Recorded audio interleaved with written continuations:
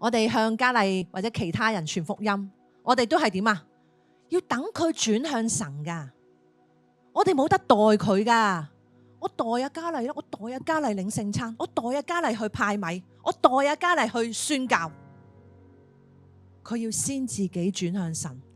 第6節話佢嘅言語律例係繼續喺度，甚至佢提翻嗰陣時就係因為有唔回轉，所以耶和華真係要按住佢哋嘅所作所為對待我們。即係話佢哋有犯錯，佢哋知道犯錯，佢哋受咗佢哋所作所行嘅錯嘅後果，冇轉向。到今日呢一代，撒迦利亞就喺度提啦。玩堂弟兄姊妹，今日一齊聽撒迦利亞書。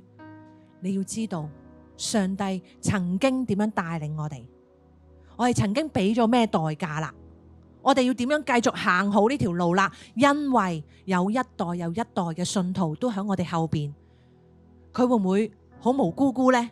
佢會唔會蒙查查呢？就係我哋呢班人有冇悔改，回頭轉向上帝嘅心。我哋要知道嗰個勸勉係乜嘢。第3節，我哋亦都唔好再叛逆神，提醒留意，以免再重蹈覆轍，令到後果後代都喺度承受。